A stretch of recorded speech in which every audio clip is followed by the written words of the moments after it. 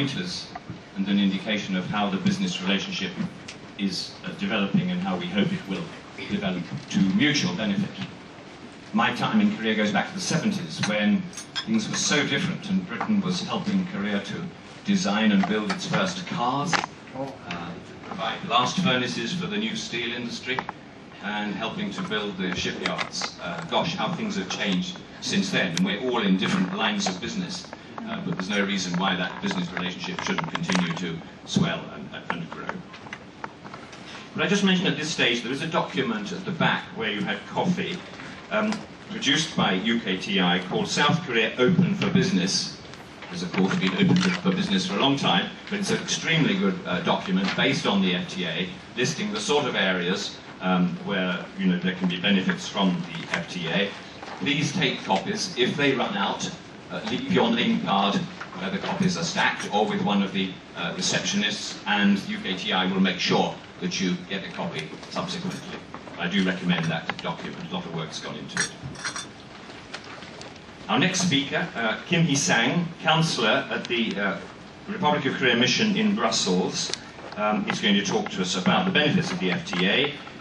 Councillor Kim, I note, did his Foreign Service training in Oxford and has also studied at Edinburgh University, so I can't think of anybody better to talk about the benefits and the bilateral relationship. So introduce now Mr. Kim Hee-sang. Thank you.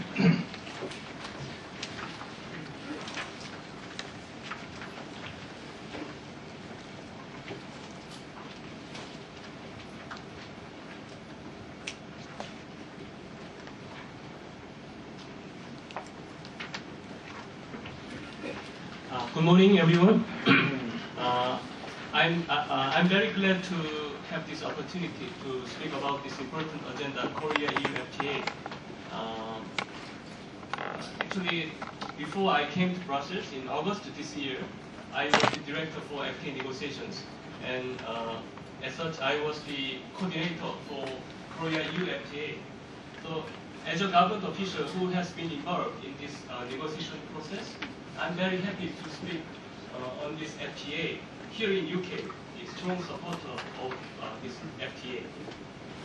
I still remember that before the European Council approved this FTA in, I think it's September 2010, as you know, one member state, namely Italy, expressed strong reservation against this FTA.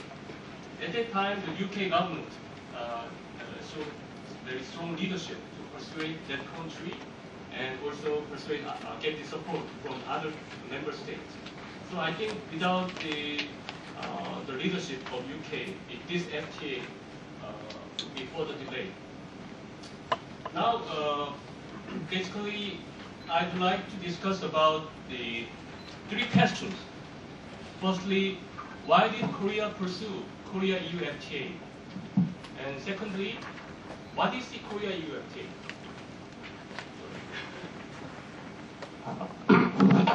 And lastly, how can we use this FTA? And of course, the details of the agreement, I'm ready to answer your questions in our question and the answer time. Now, let me first start by looking at my first issue. Why did Korea pursue Korea-EU FTA? It may sound a little bit academic, but this issue is very important from the economic perspective as well. Because the better we understand the policy background behind this Korea-EU FTA, the better we can understand this FTA, and the better we can use this FTA. As you know very well, Korea was one of the poorest countries in the world in the aftermath of the Korean War in the 1950s. At that time, Korea's GDP was 2.3 billion in 1962. But after that, Korea has achieved very impressive economic growth. And now its GDP reached over $1,000 billion. Someone called this the miracle on the Hangang River. And of course, many reasons can be explained for the economic growth, but no one denied that Korea's active participation in the world trade is one of the main reasons for this economic miracle. Still, the trade accounted over 80% in its GDP.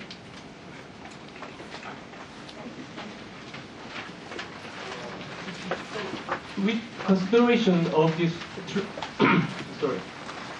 with consideration of the importance of trade, Korea maintains very consistent trade liberalization policy.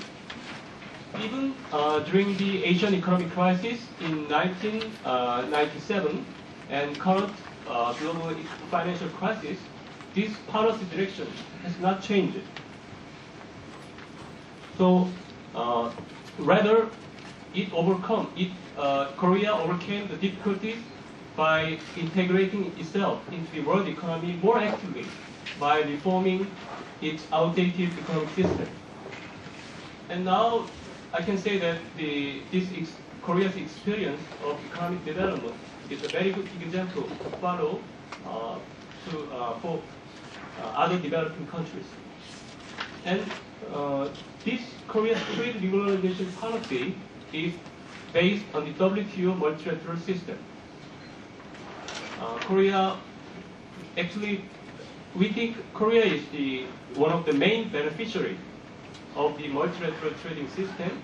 So our trade policy focuses on strengthening the multilateral system instead of having bilateral trade deal like FTA. But since we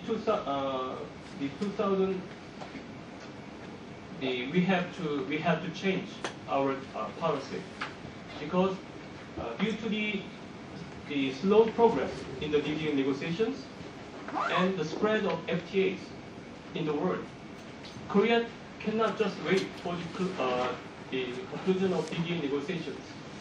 So, although still it is actively participating in the DDA negotiations, it decided to pursue FTA as well as a second best or alternative way of trade liberalization. So in this regard, Korea established its FTA roadmap in 2003. Now, you can see in the chart, with the conclusion of Korea-EU FTA and Peru, the percentage of trade under FTA accounts now 27.8%. And Korea is aiming at to raise this percentage over 80% in the long term. So now our plan is to establish a global FTA network all over the world, as you can see in this colorful map. But here, I want you to take note that the purpose of our global FTA networks. Of course, we want to secure our external markets for our businesses, but more importantly, we want to advance our domestic economic system by way of FTA negotiations. That's why Korea is pursuing higher level and very comprehensive FTA negotiations. And then maybe the next question is, okay, now Korea is taking very active FTA policy. Then why did Korea choose the EU as its FTA partner? As you know, on the roadmap in 2003, EU was identified as a mid to long-term FTA candidate. And the negotiation actually started in 2007. And after 4 years of hard work for negotiations and domestic process, the July 1st this year is actually took into effect. Then again, why did Korea choose the EU as a FTA partner? I think it's because the cooperation with EU in the international forum is very much important for Korea's the global strategy. Of course, EU is very important economic partner. EU is #1 investor in Korea and also second largest trading partner, only after China. But the importance of partnership with EU is not limited into the economic areas.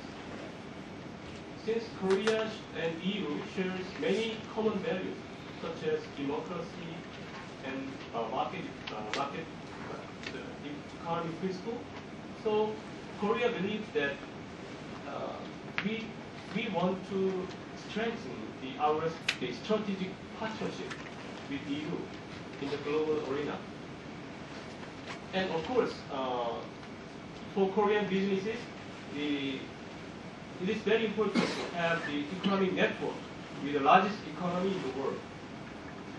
But Korea is not the only Korea. You can say if the FTA benefits only for Korea, the negotiations could not even start. I think this FTA is also important to EU as well, because for many European businesses, this FTA can work as a springboard into the Asian market, which is the fastest growing market in the world.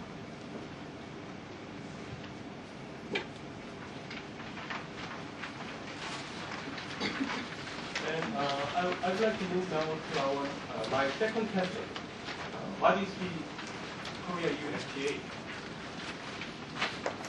Actually, this agreement is a very long document. It's over the 1,200 pages. So it is very difficult to sum up the content of this FTA. So usually I explain this way that this is the FTA with the highest level of trade liberalization and the most comprehensive trade deal. I said it's the highest level trade deal. As you can see, even on the 1st of July this year, the 90.7% of Korean tariffs on industrial goods and 97.3% of European tariffs are immediately eliminated.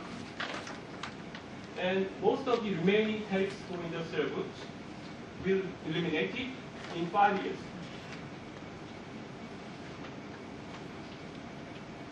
This is the highest level of trade liberalization Korea and EU have ever concluded. As you can see in the chart, the level of trade liberalization is actually higher than the Korea-US FTA. And it is not mentioned in this chart. Even in the services area, the level of liberalization is considered to be the highest. You can say the Korea upgraded its current commitment in the WTO significantly under the Korea-EU FTA. To be specific, under the current WTO agreement, Korea opened its market for 85 sectors in all 155 sectors. The WTO classified the services areas into the 155, and among them, Korea opened only 85 sectors. And now in the Korea-US FTA, we opened in 115 sectors. So it's a huge improvement. So I think it's a very important especially for UK, which has a very strong in services area. And I said also this is the most comprehensive trade deal. Actually, this is the chart which recorded only the titles of each chapter. As you can see, this agreement is not only the big in volume, but also covers various areas. Its coverage is much wider than the current WTO agreement by introducing the new rules in the area of, for instance, competition, transparency, sustainable development, and also trade facilitation. And also,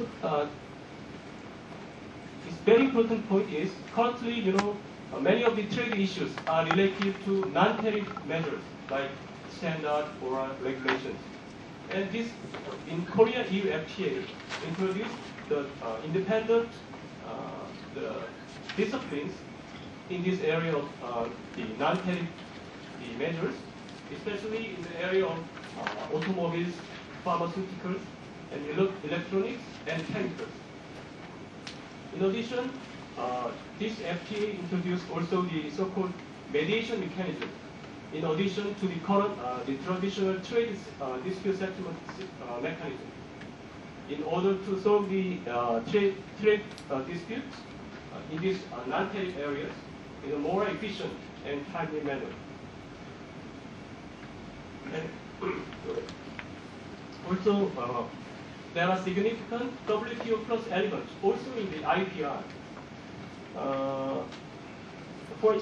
For instance, of course there are more than that, but just for instance, to take the two examples, the Korea-EU FTA extended the terms of copyright extension protection from 50 years to 70 years.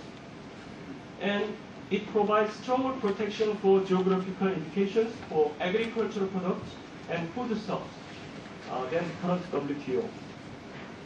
So, what does it mean to the business people? It's a huge opportunity.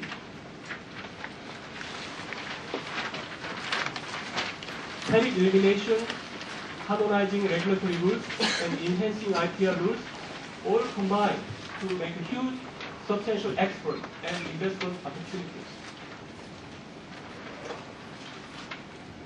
Already, before this agreement took into effect, there were many positive analyses of this FTA.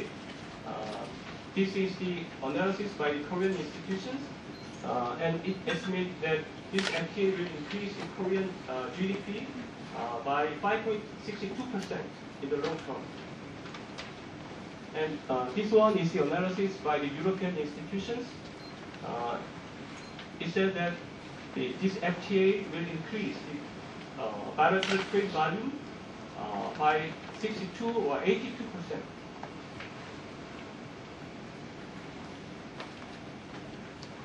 And let's see the implications for Korea-UK trade. Last year, the trade volume between UK and Korea stood at 80,821 US dollars.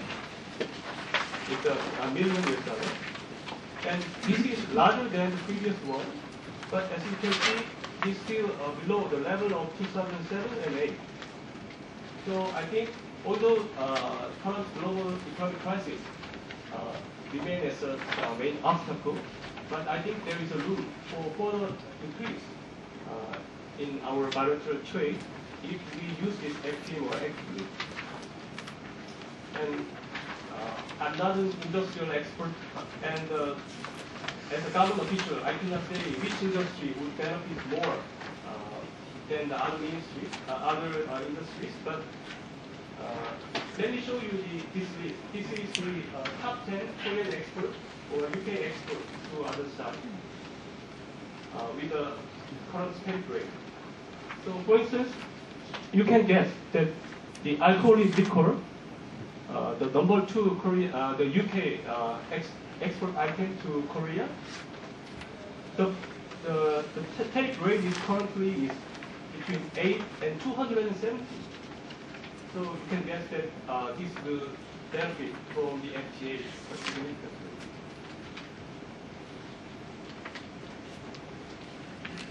This is the graph to show the foreign investment relations between Korea and UK. So I think how many minutes? Okay. So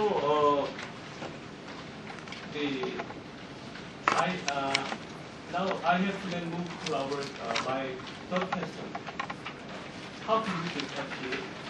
Because so far I have mentioned many opportunities, but these opportunities cannot be realized without proper implementation. And since the 1st of July this year, now after 100 days of taking effect, we have statistics that bilateral trade volume increased by 11.8%. Of course, considering the current economic situation, this is also a very good score. But I think it's too early to estimate this FTA just with the statistics for 100 days. I think more important thing is, after the 100 days, the first trade committee meeting was held. Trade committee is a ministerial level body established to monitor and consult on the implementation of this FTA.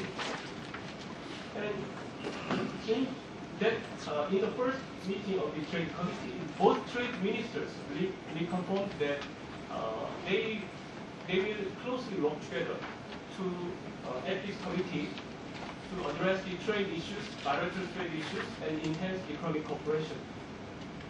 What does it mean? FTA is not the ending point, but the starting point for enhancing bilateral trade and economic relationship. And at this stage, the main actor for this FTA is not the government, but the business people. So active participation of business community in both trade and investment is really essential. I said trade and investment because people tend to think that since this is a free trade agreement, it can be beneficial only in trade side, but you should consider also the FTA in your investment scheme, because the FTA already increased the benefit of investing in each side.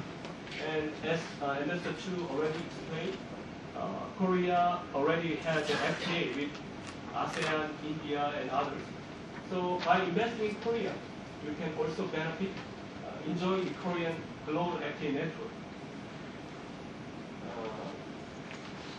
So far, I did not give the answer to my last question, how to use this FTA, although I keep saying that this is the most important question.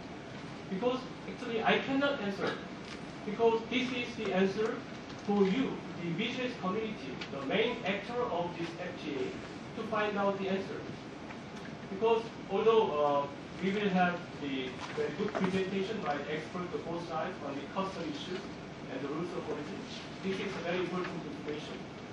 But still, it is only part of the whole story. This FTA, as I said, is very comprehensive. So there are many ways to use this FTA. So the answer to how to use this FTA should vary accordingly.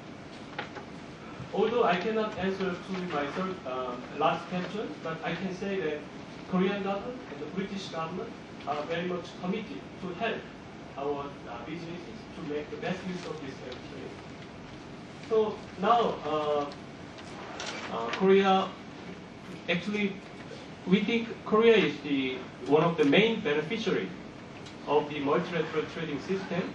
So our trade policy focused on strengthening the multilateral system instead of having bilateral trade deal like FTA. But since the 2000, we have to change our policy, because due to the slow progress in the DDA negotiations and the spread of FTAs in the world, Korea cannot just wait for the conclusion of DDA negotiations. So, although still it is actively participating in the